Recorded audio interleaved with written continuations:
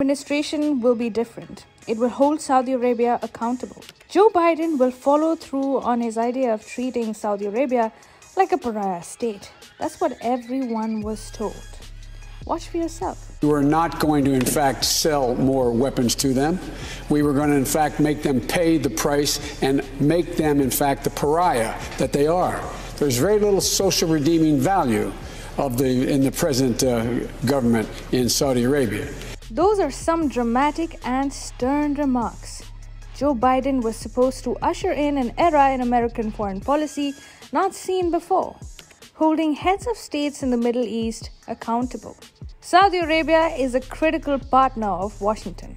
For Biden to promise to hold the Saudi Crown Prince Mohammed bin Salman responsible for his allegedly direct involvement in the murder of journalist Jamal Khashoggi was unprecedented.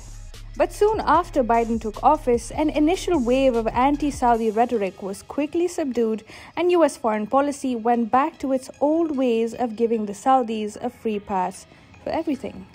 Of course, before that, the Biden administration declassified an intelligence report that directly incriminated Saudi Crown Prince and now Prime Minister Mohammed bin Salman for the murder of Khashoggi. Days after taking that bold step, here's what the Biden administration said. It's bigger than any one individual. So what we've done by the actions that we've taken is really not to rupture the relationship, but to recalibrate it, to be more in line. That was US Secretary of State Antony Blinken making it clear that the Saudi Crown Prince won't be sanctioned because the Biden administration wasn't looking to rupture ties with Riyadh.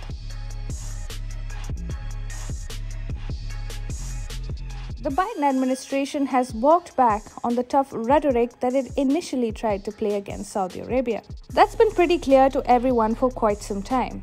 But the Biden administration has now come out and granted sovereign immunity to the Saudi Crown Prince. The US Justice Department told a US court that Mohammed bin Salman should be granted sovereign immunity in a civil case. Why should that be done, you'd ask? According to the Biden administration, the Crown Prince's recent promotion to the role of Prime Minister meant that he was the sitting head of government and accordingly immune from the lawsuit. Now, Khashoggi's fiancée, Hatice Cengiz, reacted by saying Jamal died again today. The US government has effectively granted complete immunity to the Saudi leader. That's a dramatic turnaround for the Biden administration, and activists, civil and human rights groups are already up in arms. The Biden administration won't have the last say on the matter.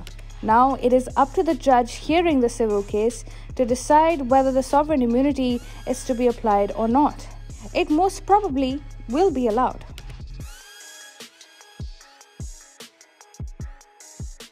Here's how Biden's open attempt to fix ties with Saudi Arabia started.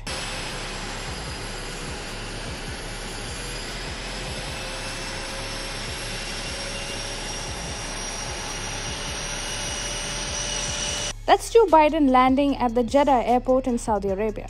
Soon after, this is what the US president did.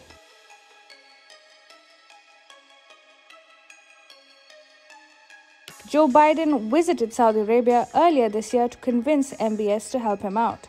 Biden asked MBS to ensure that OPEC Plus increases its oil output to cool soaring gasoline prices. MBS did quite the opposite, however. Along with Russia, Saudi Arabia got OPEC Plus to slash its daily output. That's exactly the opposite of what Joe Biden had asked for. Now, the US granting immunity to MBS is a step aimed at fixing a broken relationship. The Saudis have been taking an open pro-Russia line. They aren't taking orders from the US and are doing quite the opposite of what the US asked for. And Washington is feeling the heat. So do you think immunity for MBS will salvage the situation?